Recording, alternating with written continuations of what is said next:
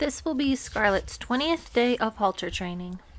I heard a bunch of clanking around while I was doing chores this afternoon, and I came over and I found precious baby Scarlett trying to escape.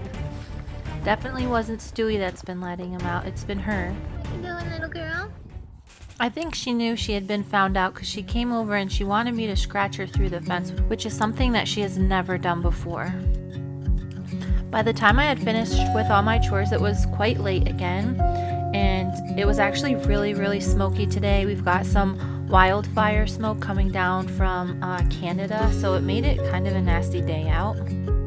Now that I can go in and get my rope right on her halter, I'm trying to get her into a little bit of a routine. So I went in, got her to put her head down. We walked around for a little bit. I made sure that she was still okay with me moving my arms around. Backed her up, which was really awesome. I moved her halter around in all the ways that were scary for her before. I worked on her bad side. She still, depending on the day, can be a little bit twitchy about that side.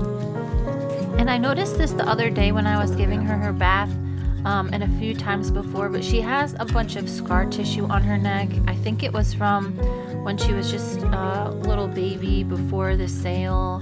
That's kind of a spot where like a stallion would bite her and kind of toss her around.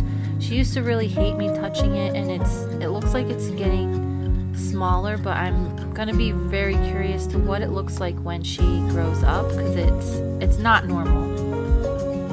I didn't have too much time today, so I just wanted to go in and reinforce all the basics that she already knew. I've been spending more time on her legs and her feet. I'm getting her ready to learn how to pick up her feet. She really needs her feet trimmed.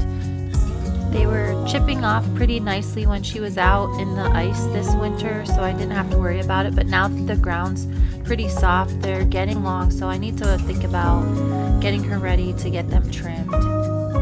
I used this same long white rope to teach them how to pick up their feet, and since she kind of had a bad experience with it in the beginning when I was tossing it over her, I wanted to make sure that she was comfortable with me tossing it around her, so that when we were ready to start working on her feet, I could do that without her getting too upset. So I'm just pretty calmly throwing this rope next to her. It's not even touching her at this point. I knew she was going to be a little bit harder on this left side, so I'm tossing it farther away from her than I was on the right side. I think she did pretty well with that, given the fact that it was kind of a traumatizing experience for her right in the beginning when I tossed it over her back to get the neck rope on.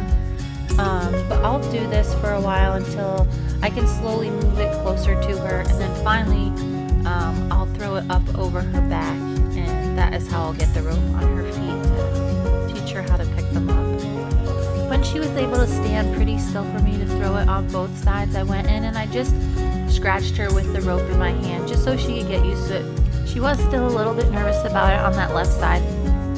I kept going in and giving her scratches with the rope in my hand until she felt pretty comfortable, and I didn't think that she was really wanting to run away. And then I went back in, tossed the rope a few more times, and then that is where we ended for the day. I'm really surprised by how big Scarlett is getting. She's as tall as Stewie, who is 13.3. The group of horses she came in with at the auction were all around 14 hands, so I just figured that's how big she was gonna get. But I have a feeling she's gonna finish closer to like 15.2 or maybe more.